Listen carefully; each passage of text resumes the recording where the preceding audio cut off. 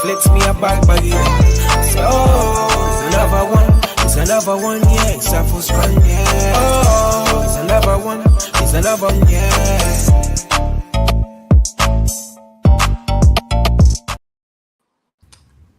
Good evening. Welcome to iBoxingHub. If you're new to this channel, guys, remember to subscribe, like, and share. I go by the name of BIYENGE, feature your Truly Tre. What's good?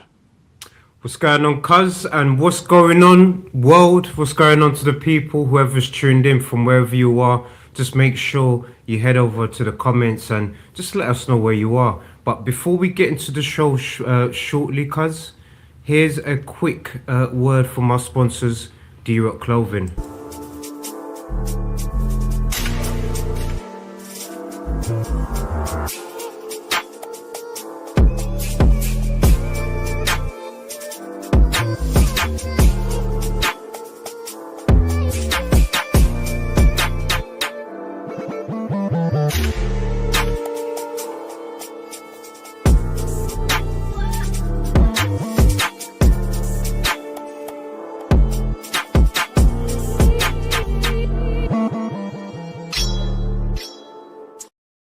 Yes, people.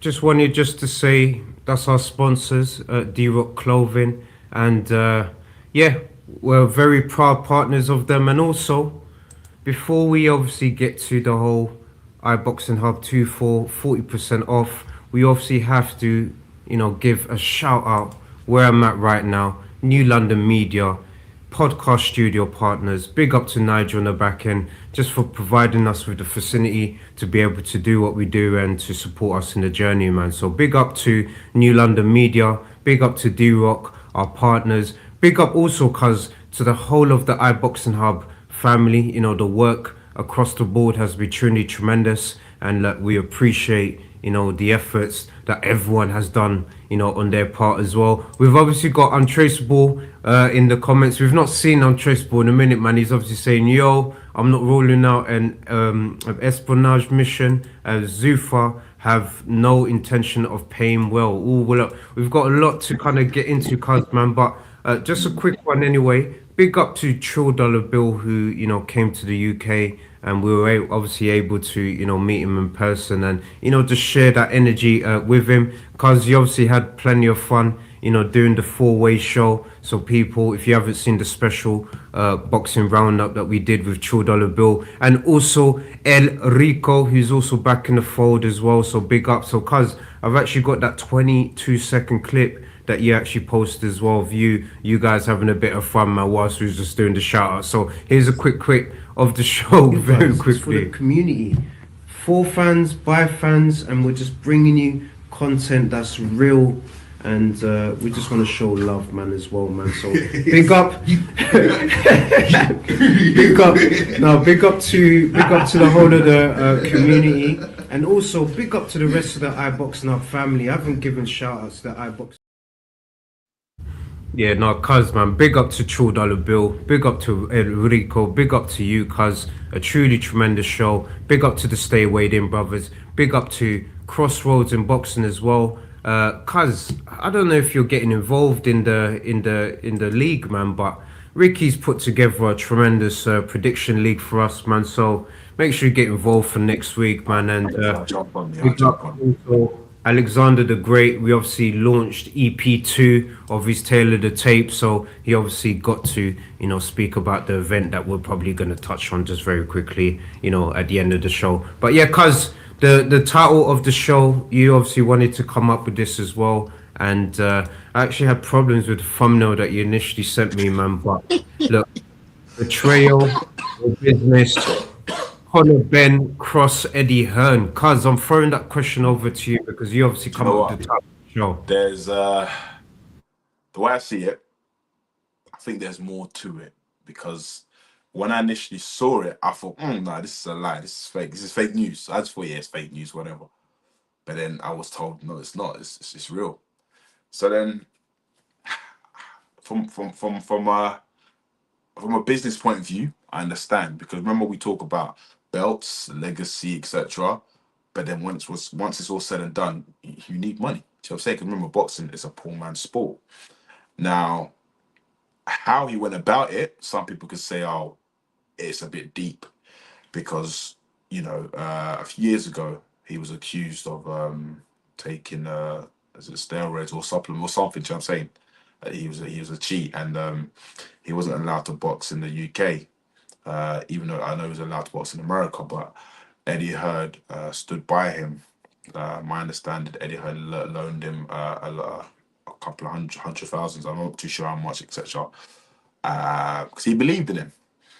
And also, you know, he was like the next big thing for DAZN. Because think about it, Eddie just signed, I believe, is it a 5-year deal with DAZN? And my understanding, when he signed it, you know, there's pictures of Conor Benn there already. Do you know what I mean? Because let's be real. Look, at the moment, Queensberry, they've got a stronger stable. The only, you know, big names that carry weight on Matchroom is the likes of AJ. He's probably on his way out in the next year or two. Katie Taylor, she's probably got like 1 or 2 fights left in her. Ben Whittaker, he's just getting there. He's getting there. Next big thing, and of course Conor Benn. Other than that, obviously he can still build people, but they were like he's people. But the way I see it, because what Eddie Hearn had said was he found out from Conor Benn's solicitor. So already from his point of view, he probably felt disrespected, thinking like, right, I thought he was my guy. Do you know what I'm saying? I hooked you up. And then he said he had contacted Conor, and then he wanted to speak to Conor, and Conor said no. Now, reason why I say there's more to it, because look, remember he got Conor the 2 deals to fight Eubank. Now, I'm assuming Conor paid back the money that Eddie loaned him, plus interest and plus promotional fees. Do you know what I mean? So sometimes I think there's a lot that happens in the back end. People don't really talk about it, but I think there's more to it. But then my understanding, he said that my understanding is an 8-figure deal and it's for 1 fight. But he still wants Eddie Hearn to be part of his team. But I don't think Eddie's gonna do that. He ain't gonna, you know, work under Dana White. Do you know what I mean? He ain't gonna do it. You know, at the moment, the way I see it, this is war. Like this is beef, business beef. You know, not personal beef. It's like I said, from Ben's point of view, I get it. Look, he's got his kids, he's got his family, he's got to think about his future. Because once it's all said and done, you know, I mean, like for example, I don't know how true it is, but Mayweather's coming out of retirement. Now, if someone's coming out of retirement, it's either one thing, money. Because also I'm hearing that he's broke. Well, I wouldn't say he's broke. He's probably still got millions, maybe not as much as he did before. I don't know. But it's a bit of a tricky one. But then at the same time, when it comes to promoters, you can't, not that you can't be friends with the boxers, but it has to be strictly business, because obviously emotion you get attached, etc. Because I know deep down he's hurt, but then again it's just like it happens. Like look, not long ago Ben Shalom moved to BBC, you know, Ben Whittaker got taken, he went to Matchroom. Do you know what I'm saying? So it happens, but it's just like, I don't know, man. It's a shock. It is a shock just to think like, wow, what they've been through. I feel that maybe if he had contacted Eddie beforehand, said like, look, I've been approached. You know, what do you think? Like, you know, can you match it? You know, can you offer me more? I don't know, but it's just like, you know, everything was on a hush hush. But it's it's business, isn't it? But it's just it's sad as well. Do you know what I mean? It's sad. It's sad. Obviously, some people find it funny. Yeah. I mean, me personally, I don't really care. You know, like, they're the one making money. But it's just crazy just to think like the relationship's now over. As much as, you know, he says he respects Eddie, he's got love for Eddie, but Eddie feels hurt. He feels hurt by it. But at the same time, like I get it from both of their point of view, because Conor is a big asset to Matchroom. Well, was a big asset to Matchroom. But then at the same time, if he was a big asset to Matchroom, why didn't you get him to sign a long deal contract? Do you know what I mean? Like you've got AJ. Do you know what I mean? So I don't get it. I know Eddie, he likes to do business with certain people just by handshake, you know. per fight, etc., etc. But we're living in a time now. Obviously, you got Zufar, Riyad Season, MF, etc. They're paying big money, and everybody's down. Everyone, whenever their contracts come towards an end, they're thinking, well, boy, being a free agent, I can eat. I don't have to pay. I don't have to pay that 10% or 20%, whatever it is, to a promoter. Do you know what I mean? So I see it from both ways. But hey, look, because Conor's saying he's got plans. So I don't think, even though it's a one fight deal, I think there's gonna be multiple more. But at the same time, how are the UK fans gonna see? Are they gonna support him, or are they not gonna support him? Do you know what I mean? So it's a bit of a tricky one. Even though I know sorry, the Zufa, or whatever they're called. Yeah, you know, they've got their big brand. They've signed like what, Jay Apatow, and Ruiz. I mean, look, and Ruiz been inactive for like what, nearly 2 years. You know, so they've got plans, but just have to wait and see. Just have to wait and see. But what's your initial thoughts? Yeah, cuz man, tremendously broken down. You've obviously, you know, had a lot of thinking behind this as well, and I couldn't agree with you anymore. It's more of a business beef. Obviously, relationships between, you know, Eddie Hearn and Conor may have been dented, but on a business level, uh, boy, it just looks so bad. Big up to FK Breeze in the chat as well. He's obviously saying, lads, hope you're well. Thank you so much, FK Breeze, for tuning in. He's obviously saying Ben has literally done a Money Mayweather bank robbery. He ain't even world level and has got big bucks in his hands. More people are going to tune into his fights now because of the drama, which is a fair point, cuz. And look, at the end of the day, business is business. Obviously, you could see in the picture here, you know, pictures of him and Dana White, and you know the confirmation of him being, you know, signed by Zuffa Boxing. Zuffa, I was actually telling one of my closest boys, man. So obviously, big up to Cole, man. You know, tremendous boxing mind. Always, you know, talking boxing. I was telling him that Zuffa is just another promotional outfit that's going to compete against, you know, the likes of Matchroom, Boxer, Queensbury, etc. I know they've got their whole thing of, you know, monopolizing a league so that they got their own belts, etc., man. But ultimately, what's happened between Eddie Hearn and Conor, maybe it's a bit of complacency, cuz. Maybe it's a bit of familiarity, cuz, man. Like you said, you know, Eddie could have, you know, offered Ben a big contract after that Eubank fight, for example, especially after the two, man. You know, the first one was obviously, you know, fight of the year. Ring Magazine, you know, gave them the awards for it. So you would think that on a commercial value, this fighter right here, you know, holds weight. So why not give him, you know, another long-term agreement? Because you mentioned even the long-term agreement with the Zone, you know, when Matchroom rebranded their new logo, who's in the front of the pictures? Conor Benn. So if that was the case, why not offer him, you know, a contract? But also, it was a bit of skullduggery from Conor at the same time, because I believe Eddie wanted a call. He didn't even give Eddie the call at the time, and you know, just certain things, you know, business courtesy. I know it's all about, you know, family, money. Promoters don't care about the fighters and all of that stuff, man. But at the end of the day, for me, it's all about, you know, the relationship that I have with the individual, man. Couldn't care less what's happened in the past. If me and you on the level can talk and be like, look, I've got an offer from Zuffa. Look, I wanted to do this the respectful way. This is what they've offered me.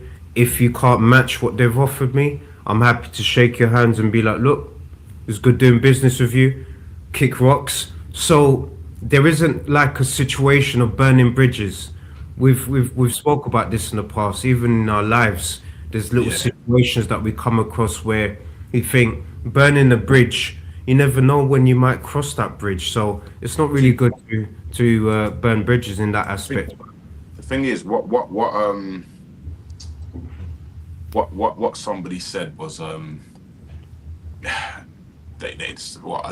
I say a lot of people see it as being disrespectful. Don't get me wrong, if an opportunity's there, take it. But it's how it went about, because think about it. In 22, he was supposed to fight Eubank, right? That fight never happened. Eddie could have dropped him there and then and left him. Now, this would he have got this opportunity? Do you know what I mean? Like, would he have got this opportunity that he's got right now? Because think about it, because Eddie's fought for him, even went on Talk Sport, even defended him against Simon Jordan. Do you know what I mean? And it's just like, right, I've done all this, yeah, to get a slap on my face like you're a mug. Do you know what I mean? You know, at the same time, look, he's in his prime now. He's what, 28 or 29? Yeah. So I mean, I don't really want to say, oh yeah, he's got yes man around, because I don't know. Because obviously, what I saw an interview from Frank Smith. Obviously, he's married to or engaged to Chris Eubank Jr.'s sister, and the whole build up was Eubank and Ben. Obviously, he had to defend Ben. You know, even though he's going through madness with his brother-in-law, and do you know what I mean? And he said, Conor's always been like this. It's all about the dough. Do you know what I mean? And it's like, whoa, what's going on here? Do you know what I mean? At first, I thought, it was cool, but look, unfortunately, boxing is a dangerous sport. And if you're going to do it, a lot of people who do boxing, yes, they want to become world champion, etc. But at the same time, it's the paycheck. And obviously, because look, Conor now, he's like, what, a household name. I know some say, yeah, but he hasn't won anything. But dude, he sold out Tottenham Arena twice, pay-per-view. So you got to put respect on his name. Do you know what I mean? Him and Eubank have done stuff that people are struggling to do, and they've been, you know, professionals, all their world champions, and they can't even, you know. Do you know what I mean? It's like, for example, let's say, I'm just using an example, and I'm not dissing it, but let's say someone like Bivol, you know, Jay Patai, these are champions. Like they, you know, can they do pay-per-view? Obviously, I know he's done pay-per-view, but obviously that's because there was a Riyadh card. But if it wasn't a Riyadh card, do you know what I mean? So I'm not gonna lie to you. I agree with you to a certain extent, man. But when it comes down to it, and let's just be real, cuz, man, you know, you mentioned Jay Pattaya, you mentioned Bivol. These guys are elite level. But the only difference between them and Ben is the surname. The only reason why, and I'm not even saying this on a disrespectful level, I'm not a fighter. Look, I'm not a boxer or anything. We're just analysts, we're just fans.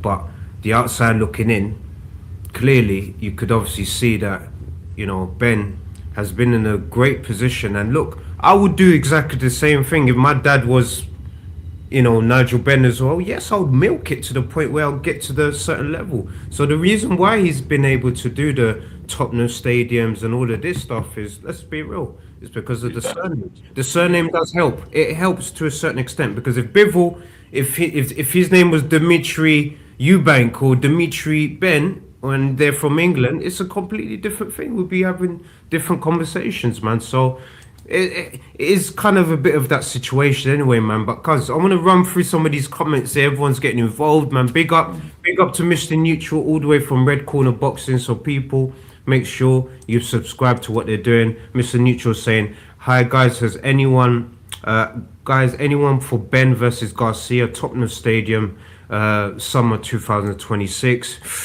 Ooh, so Mr. You think it does Spurs Stadium? I think it does Las Vegas, which is a fair point.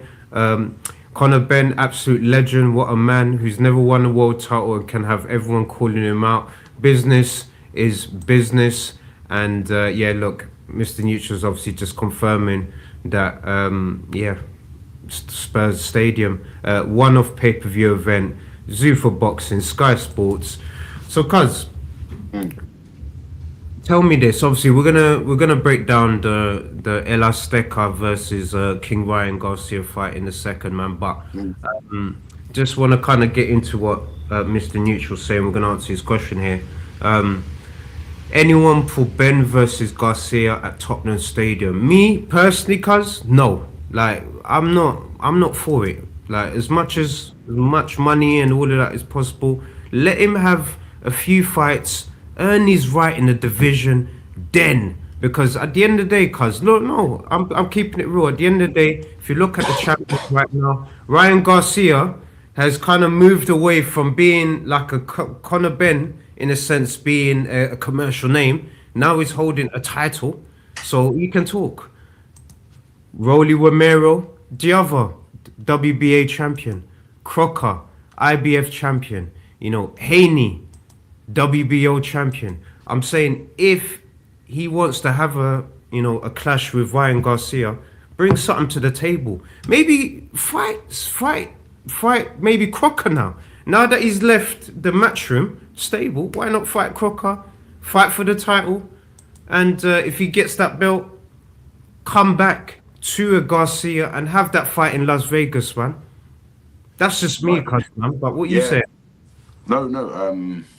I agree with you, but I think he's at a point where like it's all about big fights now, and financially has to make sense. So let's just say, all right, let's just say if it's Garcia next, right, summertime, the money has to be big for Garcia for him to come to England, because the way I see it, if Garcia is the champion, why is he going to his opponent's backyard? His opponent's supposed to be coming to the challenger's supposed to be coming to him in his backyard. Do you know what I'm saying? This is what I'm saying, cuz man. This is exactly what I'm saying, man. Like the whole it's changed, yeah. But Conor Benn's not even a name like that. I'm not even saying it. No, but do you know what you're saying that, yeah? But the he reality doesn't is, deserve the fight, bro. He doesn't deserve it. But hear this though. I hear what you're saying, but because of the numbers that he done with Eubank, and it was But and they won. That's with Eubank though, cuz. That's I hear you. But what he's I'm not saying doing a pay-per-view without Eubank, cuz. They won. No, it's true. They won. What was it? Best Fight Awards in Ring Magazine. So what I'm trying to say now is like him, Conor Benn, his stock has gone up. As much as people say, "Oh, what's he done? He ain't fought top 10 British," blah, blah, blah, but bro, he's skipped that queue. His stock has gone up.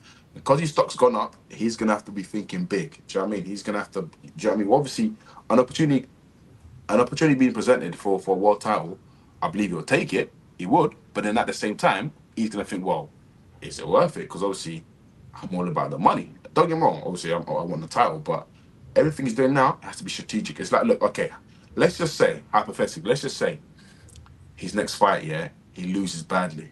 And remember, it's a one contract deal, yeah, and let's say he loses and they dropped him. Eddie Hearn, he probably won't be interested no more. Then he might be a free agent, or he might be going and knocking on a Queensbury door. Do you know what I mean? So it's just, the way I see it is business. Remember, he's thinking like, wow, I'm worth this.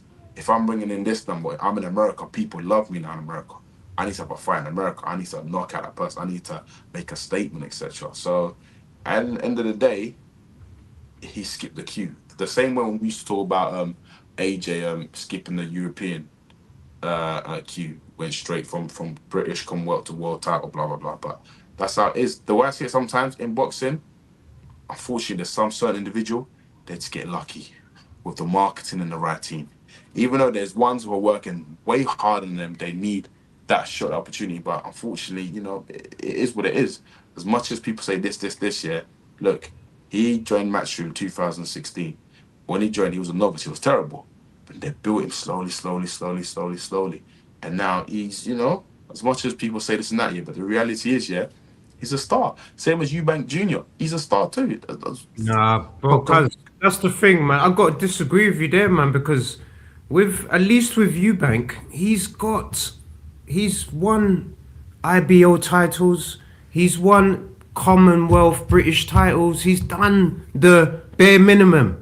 Conor Benn, and I'm not saying this like, even if I meet him in person, I would say on a level, yes, it's great what you've been able to do on a commercial marketing aspect is great, but from a football merit level, or from a boxing merit level, cuz on a sporting level merit, cuz he's not done anything to warrant to chase the Garcias, the Rolly Romeros, the Crockers, the Haneys. He don't deserve to have any of those fights, cuz, over certain men that are higher than him in the welterweight division. But remember though, also, cuz, let me just say this point. Also, his last fight was at 160, yeah? Against Eubank, right? So at 147, when was his last fight at 147? Back in 2022. Exactly. So 2022. So suddenly you're saying that someone that hasn't fought at the division for so long can suddenly come back into the division and come against the champions. That's why for me, if I'm Ryan Garcia, if I'm Devin Haney, if I'm Rolly Romero, if I'm Crocker, yes, I will kind of look at it and be like, yeah, it's a good money fight. But then I would also say to my managers, what's he done to warrant this fight? Like, go fight someone else first. Let me see what you can do in the division. Then let's talk about fighting. The only reason why Shakur is sort of entertaining the fight with him because he knows that's light work for him, man. Let's keep it real. He knows it's work and money. He knows. Do you know what I You mean? got to remember, yeah, boxing, the real boxing is always the same, but the commercial side is different. It's changed. It's boxing has changed. It's just like it's changed. So even though like you see the current champions, yeah, yes, they could say that, but when they dangle the carrot in front of their face, I'm like, yeah, light work, I'm gonna take this. Do you know what I mean? Because look, it's look, it's all about the money now. This is why some fans hate boxing. I'm thinking, oh, you know, there's talented people and not getting opportunity, blah blah blah. Unfortunately, it's all about the money now. Everything. Like Derek Shaw even said, he said the sport is a scumbag sport, and we as boxers are participating in this scumbag sport because we're trying to make as much money as possible. And once it's all said and done, go about our business. And this is what these lot are doing now. Like, look, he Conor Benn, he may or may not be a world champion, but once it's all said and done, he's made his money. You know, he's made his money. That's I agree with you, cousin. This is why this is a great conversation because we have that forever ending topic where it's legacy, money, and unfortunately, boxing is one of them ones where you're more leaning towards the prize fighters, so it's money. But ultimately, because I'm coming from a sporting background, from a competitive background, cause like, and I sleep and lie down. If I'm an athlete, for example, if I'm a boxer, I want to think, okay, I've won all these titles, I've also won all this money, and I've done it also based on merit, not just based on commercial pushes and marketing geniuses to be able to put me out there and surnames. Do you know what I mean? If I was him, and this is just hypothetically, if this was me, yes, we're going to get the big fights, man, but you gotta still build on merit, because he can't walk in. For me, just for the right of boxing, and I'm speaking just from a boxing purist, not as a boxing casual. Boxing casual, they love the commercial marketing fights. As a boxing purist, I don't think he warrants a fight with Garcia. He doesn't warrant a fight with Haney. He doesn't warrant a fight with Crocker. He doesn't warrant a fight with Romero. At least get into the division first, beat one of the number one contenders, then we could talk about title shots, cuz. Do you know what it is? Well, I remember I said before, I said, you know what, he should have fought on Garcia's main undercard, and see where he's at 147, because reason why he ain't gonna go through that route, because it could be dangerous. Because even though him coming down, this fight could be dangerous. However, him fighting one of the champions, whoever, someone with a big name, it's still a good fight. Even if he loses, like, well, do you know what? Yeah, his excuse would then be, I haven't fought this way for 4 years. I've come down and I fought. He doesn't deserve it, though, cuz. Huh? He doesn't deserve it. I hear that, but what I'm saying is, now, what walking to a world title fight, it doesn't make any sense. Yeah, but I hear what you're saying, but I'm saying it from a strategic business point of view. Yeah, he could fight a warm-up fight, right? Yeah, a warm-up fight at 147, a number one contender for, I don't know, IBF, whatever. But that contender could give him serious problems. Come on, so why are you in the sport then, cuz? Let's stop this. This is what I'm trying to say. Why are you in the sport? If you're in the sport, if you're scared, cuz, I wanna, this is a good debate, man. I want people to really understand this. If I'm a sports athlete, I believe in my own ability. Why am I scared to fight a number one contender so I could earn my right to fight a champion? I can't, in a position of, because commercially I'm up there, I could, walk into these fights. No, like, there needs to be some sort of thing in place in boxing where Like, I'm not kind of just saying this to kind of stop people's thing of happening. Look, if Conor's next fight is a world title fight, cool, it is what it is. But I'm just saying that there needs to be something in boxing where a man that hasn't been in the division for a minute can't just walk in and have these fights just because of, oh yeah, we did a pay-per-view fight, you know, with Eubank and sold da da da da. But we know why it sold that much, cuz we know why it sold that much. It sold that much because of his dancing partner. It sold that much because of their surnames. If it was Connor Steve versus Chris Stevens, it won't be pay-per-view because we don't know. There's no history behind it, man. So Yes. what I'm saying is, yeah, I'm just saying is from an athlete perspective, they can't be thinking, oh, it's dangerous to do this tune up and all of this, bro. He's 28, man. Like, you got time in the sport. From an athlete, right, perspective, what you've said is totally right. Not wrong at all. Totally right. Now, once you're making money, you're wearing silky pajamas. You are now in your head, in your team, you're at that position, like, Raj, you know what, yeah, I'm not gonna take that fight. I'm gonna take that fight. Not just to say, oh, it's risky. No, it's just like, do you know what? I don't want to risk it because I'm the man. I'm the man. You know. Unfortunately, that's the argument. Like, with what you're saying is, I agree with you. I don't disagree with you. But with the team, I mean, look, I could be wrong. He could have a warm-up fight with a number one contender. He could. I could be wrong. But what I'm saying is, yeah, because on the interview, he was saying like, when he fought Eubank, he was walking at 160. Obviously, he's come down now. I don't know what weight he's walking at now yet, but obviously he needs to come down to 147, innit? But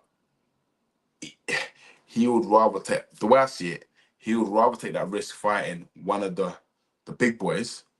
And should he lose, it's like, well, it'll be like, well, I haven't fought this weight for 4 years, and I fought, you know, an elite fight or whatnot. So I might go move up to 154.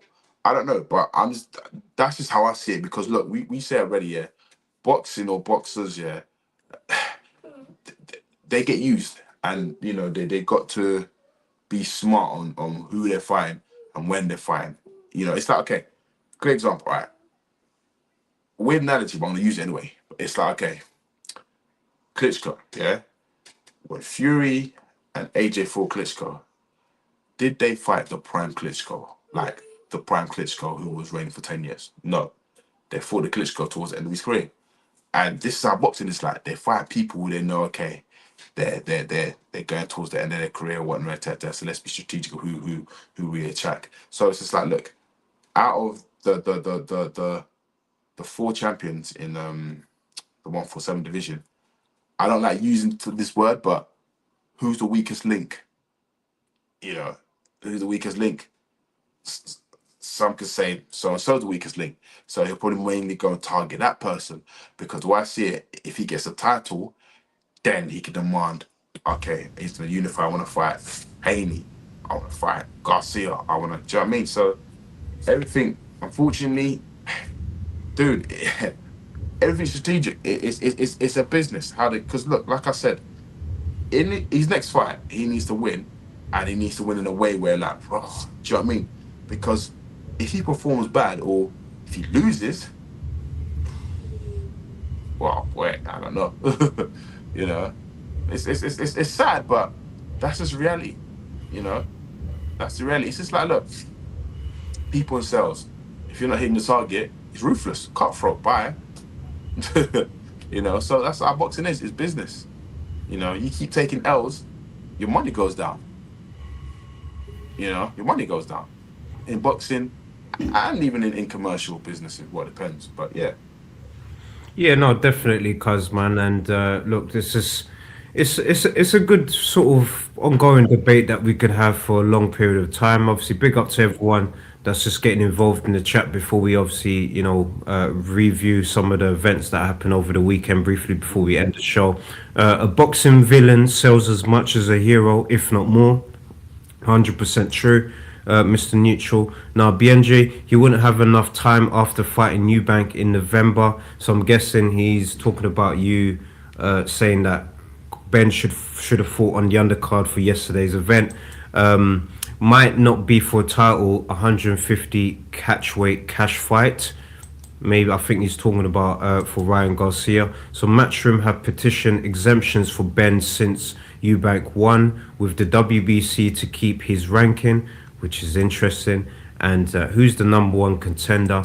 You know, there's quite a few people because we've got different organizations, man. So we just have to just go through who's the number one for the IBF, who's the number one for the WBC, who's the number one for the WBA, who's the number one for also the IBF as well. But yeah, cuz man, to kind of just surmise anyway, Conor Benn right now is in a tremendous position. You know, as much as I don't like it, you know, I'm very traditional when it comes down to sport. I'm a very sport traditional person where people on merit should be, you know, fighting for titles, should be fighting for, you know, glory, and you know, people who are built on commercial names, for example, even for example, let's call it spade for spade, man. So even yesterday's event, for example, you know, Barrios versus Garcia. From the outside looking in, we know, you know, from a commercial standpoint, that they looked at Barrios as what you said previously, the weak link. Out of all the champions, they looked at Barrios and thought, this is the weak link, bang, let's go for it. And they've obviously done what they needed to do. Now, cuz, let's get into the fight itself. I know we obviously had Lee Wood. Actually, you know what? Forget. Let's go straight to Lee Wood. So Lee Wood versus Warrington, number 2. We saw what happened, cuz. Just give me your brief views. You don't have to break down everything that's happened, man. But if I'm honest with you, Wood I obviously wasn't got the. really happy with Josh Warrington's performance. If I'm honest with you, I reckon at the first fight he put it on Lee Wood. The first fight he put it on Lee until he got knocked out later on. But this fight, it's like he was more cautious. He didn't really let his hand go as much. If I'm really being honest, it was a good fight. Don't get me wrong, but it's just like he was very cautious because he knows that Lee Wood can bang. He can bang. So it's just like Josh didn't really let his hands go. I thought like literally Josh was gonna be on it from round 1 to round 12, but I didn't really see that. So it's just like it's a question he needs to ask himself. Like, has he still got the fire in him? You know. But well done to both of them, really. But the first fight, if you compare the two fights, anyone could probably agree that Josh put it on him. The first fight, he put it on him. The second fight, he didn't let his hands go as much. And I was thinking, what's going on? I thought, okay, maybe it's the game plan. Maybe he's gonna wait till, you know, mid-round and he's gonna start pick up the pace. But it's like, nah. So I wasn't really the event overall was good, but I wasn't impressed with Josh's performance. But Lee done what he needed to do to win, so kudos to him. Yeah, no, kudos to Lee Wood, man. He's the new sheriff of Nottingham right now. I know we obviously got the Cobra, you know, Hall of Famer, you know, unified world champion. He's always obviously going to be a legend of Nottingham. So, Carl Froch, if you're watching this, yes, you're still the man of Nottingham, but, you know, right now, you know, I would say the sheriff of Nottingham right now is, you know, Lee Wood. He's probably coming up to the end of his career, so we need a new sheriff in town, man. But I agree with you, because it wasn't the action-packed event that we expected from this fight, but Warrington, he did both guys, they weren't at their best, clearly. I think they're both coming to the end of their career. Really, both of them. Not saying it in a disrespectful manner, because we're obviously going to eventually speak to Lee Wood at some point this year, and we're obviously going to break down, you know, his views and stuff like that, man. But look, it's a good kind of fight to have back home, and he did what he needed to do to easily win on points, man. I don't think there was any question about the decision. I think it was the correct decision. What happens next, I don't know. Warrington, you might be looking at him having his last fight. Maybe this was his last fight, we don't know. It depends how he's feeling. I hate kind of saying to fighters, oh, this is his last fight, or da. We're not in his shoes, we're not in his body, so we don't know, you know, how he's feeling, man. But that performance from Warrington, I agree with you. I felt that he could have given it more, man, but maybe that's all that he could give, man. So big up to both warriors at the end of the day. Tremendous show. And Eddie Hearn, I'm sure he's happy that, you know, Matchroom just did another great card, man. But yeah, cuz let's head over now to the main event. Yeah. Obviously, El Azteca, Mario Barrios versus King Ryan Garcia. Before this show, we obviously did the roundup, with the rest of the lads, and I think everyone, other than yourself, you called Garcia to win it. Our heads all were saying Garcia, but my heart, I'm just a big fan of El Azteca. I've been supporting him for a minute, but on the night, cuz man, I can't even lie to you. It looked like it wasn't the fighter that I've been, supporting for a minute, cuz man, he showed heart. I think at the end of the day, he obviously got the early knockdown at the beginning. Ryan Garcia, big shot. Also, I'll say this as well, cuz a lot of people are kind of getting onto Ryan Garcia about, oh, you knocked him down so early in the fight. You could have stopped him, but people don't realize that shot that he landed in the first 30 seconds is the shot that hurt his hand in the beginning, cuz. You know what I mean? He popped him so hard, right there, cuz that it hurt his hand. So throughout the whole of the fight, he was fighting on an injured hand. It wasn't broken, but it was injured. So clearly that was affecting him, finishing the job, man. But he didn't show it, man. It was a good performance. El Azteca showed his heart, fought until the end, survived, but ultimately it was an easy victory for Ryan Garcia. And you heard obviously after the fight, he called out Shakur Stevenson, and that could be the potential next fight.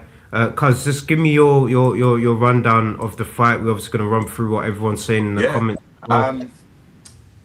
So, all right, the build-up, I said Garcia's going to win because with Maris Barrios, I haven't really been impressed in his last performance.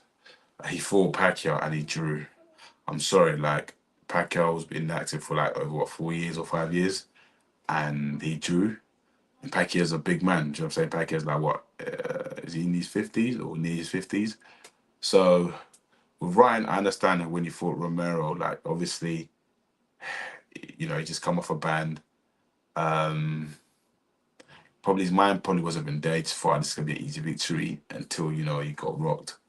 But when you're fighting for a world title, there's so much. There's so much. Obviously, you're getting paid as well, and like. He had to. I just thought, Ryan Garcia with the hand speed, Barrios just won't be able to compete. I mean, look again. He controlled the fight. The challenger controlled the champion. I didn't see. If I'm honest with you, I didn't give Barrios never one round. That's me being honest, because I expected better from him. But Barrios, I'm not gonna lie, ever since he lost to Tank, it hasn't been the same for me anyway. But Ryan just showed how hungry he was, and yeah. I salute him, man. He did what he needed to do.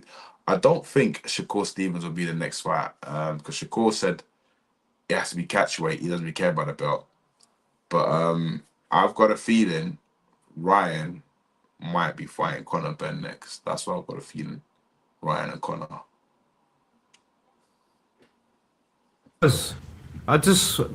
This one of the things I just don't like it, man. That fight I don't like. I would rather and big up to FK Breeze, man, just getting involved in the chat. He's obviously saying Ryan was switched on, but doesn't mean he's improved a lot.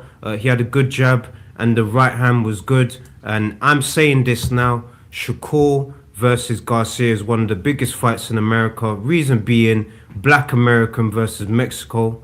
Both sell with different audience. And I agree, cuz. And that's a fight that makes sense because both guys, like Ryan Garcia with that victory, has kind of moved away now of that bracket of commercial. He's now got something of merit, which is a world championship. And he can now put that on the table to offer Shakur Stevenson a potential fight. And it makes sense for boxing. That for me, I wouldn't mind to see that fight. I wouldn't also mind to see, the big one, which is the rematch with Devin Haney. Devin Haney and Ryan Garcia. Unification. That's more of a bigger fight. these fights are much bigger fights than Conor Benn. Like, if I'm really Ryan Garcia's manager and I'm going through the potential options, I'm thinking, F Conor Benn. Sorry, I'm not saying that in a disrespectful one, man, but there's a potential fight that we could have with Shakur Stevenson. There's a potential fight we can have with Devin Haney, number 2. There's a potential fight we can have with Rolly Romero, number 2. Like, because of what happened the first time. But this time, if they fight, it's a unification. It's a bit different. So at the same time, it's money, but it's also for legacy because they're fighting for belts. Whereas with Conor Benn, he's not bringing nothing on the table right now for legacy. He's bringing potential money, but legacy-wise, I don't think it's not really adding value right now, man. So Garcia can actually give Shakur some trouble because of his side and speed. Plus, he won't respect Shakur. He won't beat Shakur, though. Cause just Lamb, what you gonna say, man? You was about to say something. I was gonna say, Ryan, as a current WBC champion, he's gonna want an easy challenge before he goes into to unify. That's what's gonna happen. Like, again, remember, he's now a free agent, so who knows? He might. No, he's got 2 fights with Oscar De La Hoya before he becomes a free agent. Okay. Oscar's still got him. Oscar's still got him, and what I think as well, I think Oscar will, after those 2 fights. Oscar will probably want to make the Conor Benn fight. I'm telling you now, Oscar would probably want to make the Benn fight or Romero. Oh no, definitely. Big up to Alex the Great in the chat. Thank you so much once again, Alex the Great, for a truly tremendous tale of the tape, my brother.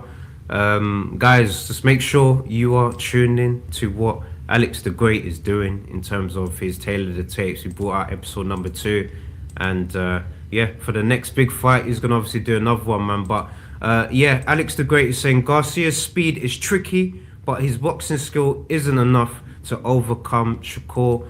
And look, I'm just going by the comments, cuz man, that fight, Shakur versus Garcia, makes more sense because it's more of there's a storyline behind it. They fought in the amateurs. Obviously, Shakur beat Garcia in the amateurs, but Garcia and his team are thinking, look, we thought we won that fight. You know, Garcia's now a champion at 147. Shakur, we've seen what he's been able to do in the sport. So yeah, these guys, they can fight each other for money. Why? Because they've proven it on merit that they could win a world championship. All I'm saying, cuz, yeah, and I'm not saying this like, even if I meet Conor Benn in person, I would say to him on a level, brother, like, you're an athlete of, you know, elite level, cuz. Like, you are an athlete. You are in the sport. Become a world champion, you know, earn your merit, then start calling for these guys like the Rolly Romeros, the Garcias now, the Crockers now, who's a world champion, and the Haneys now at 147. He can't just walk in and have those fights, cuz. That's all I'm saying. I'm saying from a purist fan perspective, I don't want to see guys that not on merit come in and have these world title shots, man. That's all I'm saying. So, all right. No, I hear. All right, okay.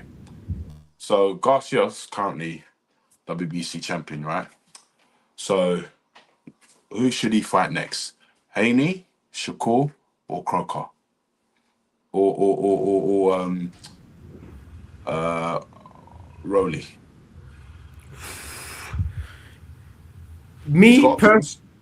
He's got options, man. Me personally, cuz, if I was to pick a fight for him, I'm not gonna lie to you, man. Everyone's just kind of talking about Tank, man. Tank with low haircut when he's hungry would have beaten them all. Damn Pete, Tank is missing out on this, bro. I'm not gonna lie to you, FK Breeze, man. Me and you, we know this, bro, man. Tank, you know, the old Tank back in the days when he was hungry and he was fighting for legacy. It's a completely different fighter to Money Tank. I was calling him, you know what I mean, Money Tank, man. But if I was to pick a fight, cause it has to be, man, because there's a storyline behind it, man. Haney, Garcia, let's have it, man. Number 2, unification, let's have it. But if he wants to have a fight beforehand, look, if anything, you can get that rematch going on with Rolly Romero. Do you know what I mean? You can get that rematch going. It's a unification, right? Why not collect the belts? Or if you want, you could come over to the UK or let Crocker come over to you, unification. Like, let's make undisputed at the welterweight division again. Since Crawford left the division, we ain't seen an undisputed champion since, cuz, man. So I want to see an undisputed champion by at least 2027 for the welterweight division. I could see it happening, man. Do you know what I mean?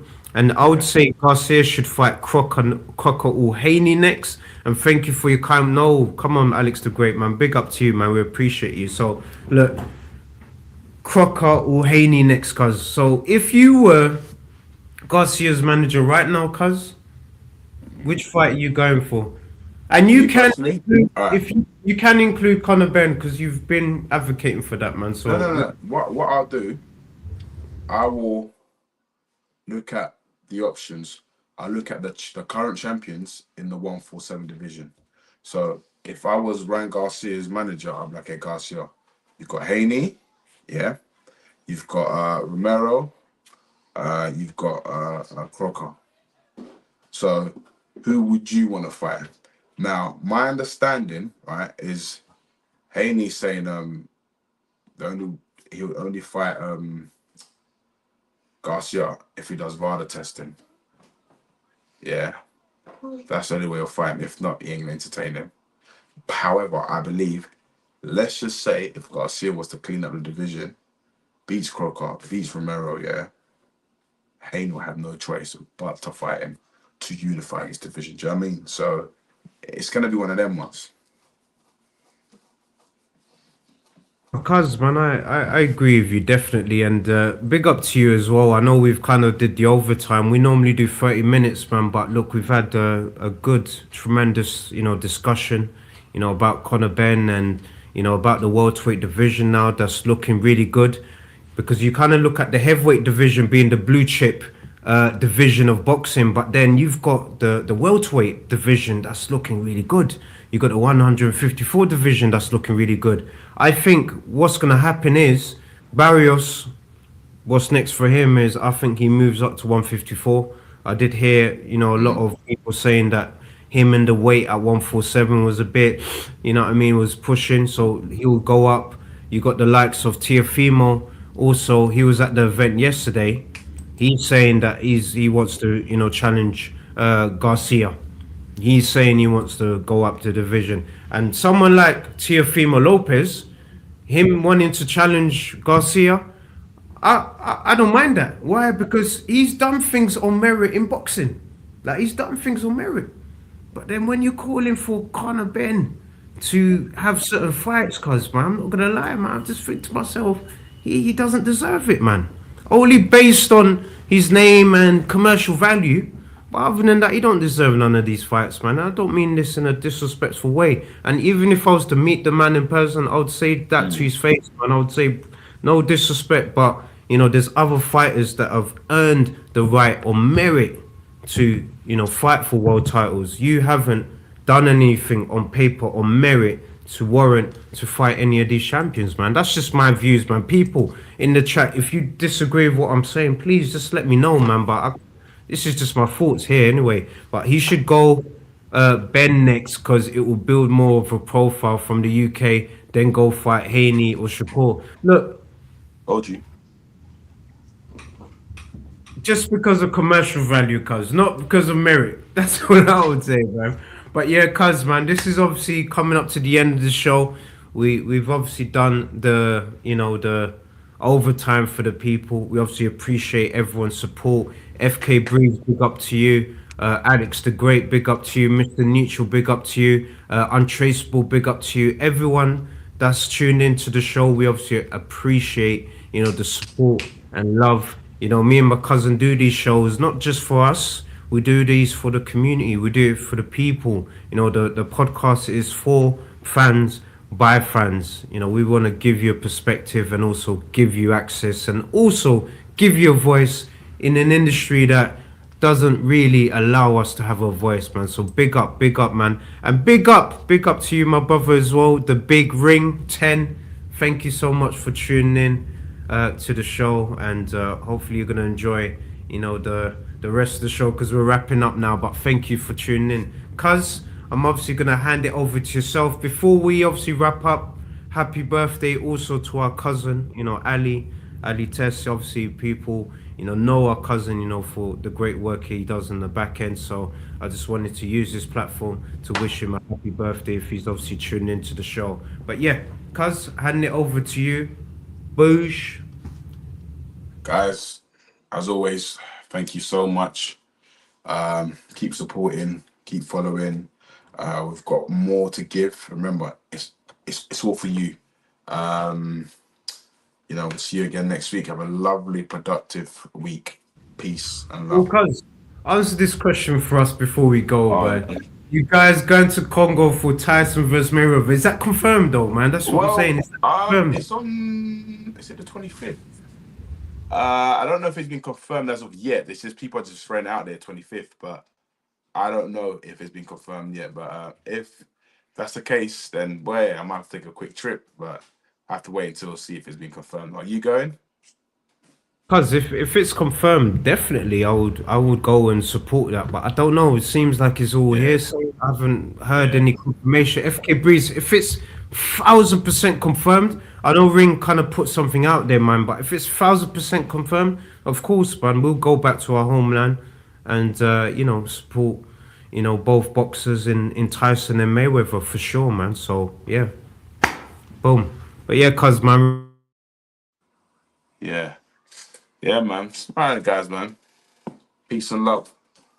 It's another band. All the Muslim cars now, with your bag it up. Light up my card with a sweet one, please. Someone flex me a bag it up. So